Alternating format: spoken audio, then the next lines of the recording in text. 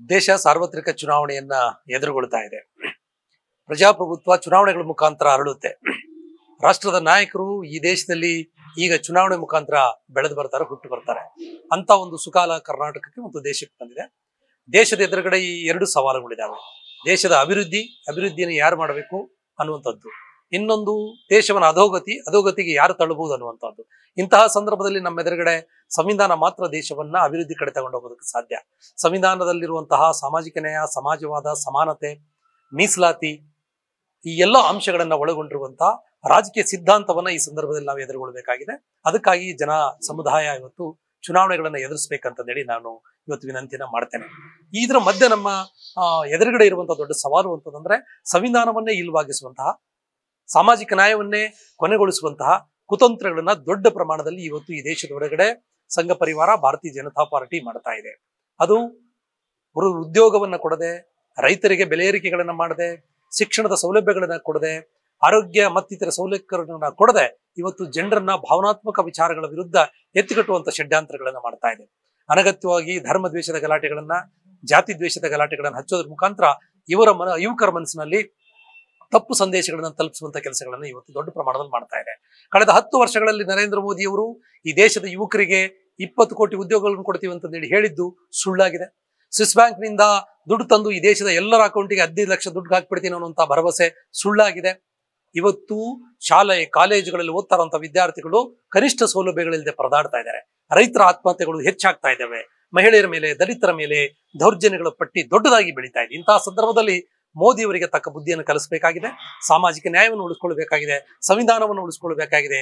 SC, ST, OBC, minority ಈ ಸಮುದಾಯಗಳೆಲ್ಲರೂ ಕೂಡ ಎದ್ದು ನಿಂತು ಇವತ್ತು ಸಂವಿಧಾನದ ಸಂರಕ್ಷಣೆಗಾಗಿ ನಿಂತುಕೊಳ್ಬೇಕು.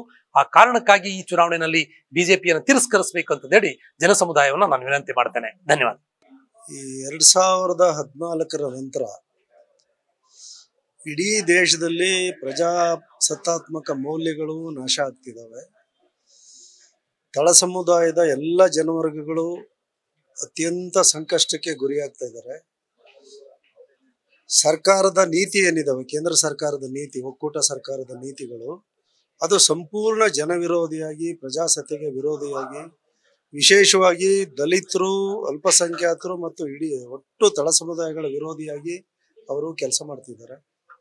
ಕಾರ್ಪೊರೇಟ್ಗಳ ಪರವಾದಂಥ ತೀರ್ಮಾನಗಳನ್ನು ತಗೊಂಡು ಇಡೀ ದೇಶವನ್ನ ವಿನಾಶದ ಕಡೆ ದೂಡುವಂತ ಕೆಲಸವನ್ನ ಮಾಡ್ತಿದ್ದಾರೆ. ಹಾಗಾಗಿ ಈ 24ರ ಬರೋ ಪಾರ್ಲಿಮೆಂಟ್ ಚುನಾವಣೆಯಲ್ಲಿ ಈ ಮೋದಿ ನೇತೃತ್ವದ ಬಿಜೆಪಿ ಸರ್ಕಾರ ಏನಿದೆ, ಆ ಸರ್ಕಾರವನ್ನ ಸೋಲಿಸೋದು ಮೊದಲ ಆದ್ಯತೆ ಆಗ್ಬೇಕು. ಎಲ್ರಿಗೂ ಈ ದೇಶನ ಉಳಿಸ್ಕೋಬೇಕಾಗಿದೆ, ದೇಶದಲ್ಲಿರ್ತಕ್ಕಂಥ ಪ್ರಜಾಸತ್ತೆಯನ್ನು ಉಳಿಸ್ಕೋಬೇಕಾಗಿದೆ. ಮತ್ತು ಬಾಬಾ ಸಾಹೇಬರು ಏನು ಸಂವಿಧಾನವನ್ನ ಈ ದೇಶಕ್ಕೆ ಕೊಟ್ಟೋಗಿದ್ರು, ಆ ಸಂವಿಧಾನವನ್ನು ಉಳಿಸ್ಕೋಬೇಕಾಗಿರೋದ್ರಿಂದ ಬಿಜೆಪಿಯನ್ನ ಸೋಲಿಸೋದ್ರ ಕಡೆ ಎಲ್ಲ ಜನ ಸಮುದಾಯಗಳು ಕೆಲಸವನ್ನ ಮಾಡಬೇಕಾಗಿದೆ. ನಾವು ಶೋಷಿತ ಸಮುದಾಯಗಳ ಒಕ್ಕೂಟ, ದಲಿತ ಸಂಘರ್ಷ ಸಮಿತಿಗಳ ಐಕ್ಯ ಹೋರಾಟ ಚಾಲನಾ ಸಮಿತಿ ಇಡೀ ಕರ್ನಾಟಕದಲ್ಲಿ ನಾವು ಪ್ರವಾಸವನ್ನ ಮಾಡಿ ಜನಗಳನ್ನ ಸಂಘಟನೆ ಮಾಡಿ ಬಿಜೆಪಿಯನ್ನ ಸೋಲಿಸ್ಲಿಕ್ಕಾಗಿ ಅವರ ಮನಸ್ಸನ್ನ ಒಲಿಸಿ ನಾವು ಮತವನ್ನ ಕಾಂಗ್ರೆಸ್ಗೆ ವೋಟ್ ಹಾಕಿ ಪ್ರಜಾಸತ್ತೆಯ ಪರವಾಗಿ ಕಾಂಗ್ರೆಸ್ ಗುರುತಿಸ್ಕೊತಾ ಇದೆ, ಸಂವಿಧಾನದ ಮೌಲ್ಯಗಳ ಪರವಾಗಿ ಕಾಂಗ್ರೆಸ್ ಗುರುತಿಸ್ಕೊತಾ ಇದೆ. ಹಾಗಾಗಿ ಬಿಜೆಪಿಯನ್ನ ಸೋಲಿಸಿ ಕಾಂಗ್ರೆಸ್ಸನ್ನ ಗೆಲ್ಲಿಸಿ ಅಂತಕ್ಕಂಥ ದೊಡ್ಡ ಒಂದು ಅಭಿಯಾನವನ್ನ ನಾವು ನಮ್ಮ ಇಡೀ ಪ್ರವಾಸದಲ್ಲಿ ನಾವು ಆ ಕೆಲಸವನ್ನ ಮಾಡ್ತಾ ಇದ್ದೀವಿ. ಬಿಜೆಪಿಯನ್ನ ಸೋಲಿಸೋದ್ರ ಮೂಲಕ ಒಂದು ಪಕ್ಷ ಸೋಲಿಸೋದಷ್ಟೇ ಅಲ್ಲ, ನಮಗೆ ಈ ದೇಶವನ್ನು ನಾವು ಉಳಿಸ್ಕೋಬೇಕಾಗಿದೆ, ದೇಶದ ಮೌಲ್ಯಗಳನ್ನು ಉಳಿಸ್ಕೋಬೇಕಾಗಿದೆ. ನಮ್ಮ ಪುರಾತನರು ನೆಹರು, ಗಾಂಧಿ, ಬಾಬಾ ಸಾಹೇಬರು, ವಲ್ಲಭಾಯ್ ಪಟೇಲ್, ಸುಭಾಷ್ ಚಂದ್ರ ಬೋಸು ಅವರೆಲ್ಲರೂ ಈ ದೇಶದ ಮೌಲ್ಯಗಳನ್ನು ಕಟ್ಟಿ ಬೆಳೆಸಿದ್ದಾರೆ. ಅದನ್ನು ಉಳಿಸ್ಕೊಳ್ಳಿಕ್ಕಾಗಿ ನಾವು ಈ ಬಿಜೆಪಿಯನ್ನ ಸೋಲಿಸ್ಬೇಕಾಗಿದೆ. ಆ ಕೆಲಸಕ್ಕೆ ನಾವು ಮುಂದಾಗ್ತಾ ಇದ್ದೀವಿ. ಕುಮಾರಸ್ವಾಮಿ ಮೋದಿಯ ಇನ್ನೊಂದು ರೂಪ.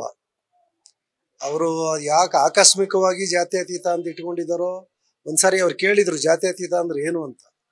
ನಾನು ಅವ್ರಿಗೆ ಮನವಿ ಮಾಡ್ಕೊಳ್ಳೋದೇನು ಅಂದ್ರೆ, ನಿಮ್ಮ ಪಕ್ಷದ ಹೆಸರು ಬದಲಾಯಿಸ್ಕೊಂಡ್ಬಿಟ್ಟಿದ್ವಿ, ಜನತಾದಳ ಕೋಮುವಾದಿ ಅಂತ ಅವ್ರು ಬದಲಾಯಿಸ್ಕೊಳ್ಳೋದು ಎಲ್ಲ ದೃಷ್ಟಿಯಿಂದ ಒಳ್ಳೆಯದು. ಹಾಗಾಗಿ ಮೋದಿಯನ್ನ ಸೋಲಿಸೋದು ಎಷ್ಟು ಅಗತ್ಯ ಇದೆಯೋ, ಬಿಜೆಪಿ ಸೋಲಿಸೋದು ಎಷ್ಟು ಅಗತ್ಯ ಇದೆಯೋ, ಕುಮಾರಸ್ವಾಮಿ ಅವ್ರನ್ನ ಜಾತ್ಯತೀತ ಜನತಾದಳ ಅಂತ ಅವ್ರು ಏನು ಒಂದು ಡೂಪ್ಲಿಕೇಟ್ ಆದಂತ ಹೆಸರನ್ನ ಇಟ್ಕೊಂಡಿದ್ದಾರೆ. ಅದನ್ನು ಸೋಲಿಸಿ ಮನೆಗೆ ಕಳಿಸ್ಬೇಕಾಗಿದೆ. ಇದು ಕರ್ನಾಟಕದ ಎಲ್ಲಾ ಪ್ರಜ್ಞಾವಂತರು, ಜಾತ್ಯತೀತ ಮೌಲ್ಯಗಳನ್ನು ನಂಬುವಂತವರು, ಸರ್ವ ಜನಾಂಗದ ಶಾಂತಿಯ ತೋಟ ಅಂತ ಕುವೆಂಪು ಅವರು ಹೇಳಿದ್ರು. ನನಗೆ ಹೆಂಗ್ ಹೇಳ್ಬೇಕೋ ಗೊತ್ತಿಲ್ಲ. ಕುವೆಂಪು ಸಮುದಾಯವನ್ನ ಪ್ರತಿನಿಧಿಸುವಂತವ್ರು ಯಾರು ಕುಮಾರಸ್ವಾಮಿ, ಬಹಳ ದೊಡ್ಡ ದುರಂತ ಇದು. ಹಾಗಾಗಿ ಇಡೀ ಟೀಮನ್ನ, ಈ ಮೈತ್ರಿ ಅಂತ ಏನಿದೆ ಅಪವಿತ್ರ ಮೈತ್ರಿ, ಇದು ದೇಶದ್ರೋಹಿಯಾದ ಮೈತ್ರಿ, ಇದು ವಿನಾಶದ ಮೈತ್ರಿ ಇದು. ಹಾಗಾಗಿ ಮೈತ್ರಿಯ ಎಲ್ಲರನ್ನೂ ಮನೆಗೆ ಕಳಿಸ್ಬೇಕು. ಆ ಕೆಲಸವನ್ನ ಮಾಡಬೇಕಾಗಿದೆ. BSPಯ ಸ್ಥಿತಿಗತಿ ಏನು, ಅದು ಅಸ್ತಿತ್ವದಲ್ಲಿ ಇಲ್ಲದೆ ಇರುವಂತ ಪಕ್ಷ. ಅದು ಕೆಲವರು ವ್ಯಕ್ತಿಗತವಾಗಿ ಅವರವರ ಅನುಕೂಲಕ್ಕೆ ಅದನ್ನ ಮಾಡ್ಕೊಂಡಿದ್ದಾರೆ.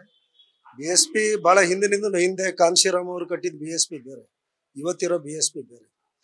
ಹಾಗಾಗಿ BSP ಯಾವಾಗ ಅಧಿಕಾರಕ್ಕಾಗಿ BJP ಜೊತೆನೂ ನಾವು ಸೇರಿಸ್ತೀವಿ ಅಂತ ಹೊರಟ್ರು. ಹಾಗಾಗಿ ಅವರು ಯಾವ ಕಾರಣಕ್ಕೂ ಜಾತ್ಯತೀತ ಮೌಲ್ಯಗಳನ್ನ ಪ್ರತಿಪಾದಿಸ್ತಾರೆ ಅಂತ ಹೇಳಲ್ಲ. ಬಹುಜನ ಅನ್ನೋ ಹೆಸರು ಮಾತ್ರ ಇದೆ, ಅದು ಬಹುಜನರ ಆಶಯಗಳನ್ನೇನು ಪ್ರತಿನಿಧಿಸ್ತಾ ಇಲ್ಲ. ಹಾಗಾಗಿ BSP ಸ್ಥಿತಿ ಕರ್ನಾಟಕದಲ್ಲಿ ಏನೂ ಇಲ್ಲ, ಅಸ್ತಿತ್ವನೇ ಇಲ್ಲದೆ ಇರತಕ್ಕಂತ ಒಂದು ಪಕ್ಷ ಅದು. ಹಾಗಾಗಿ ಅದ್ರ ಬಗ್ಗೆ ಏನ್ ಮಾತಾಡೋದು.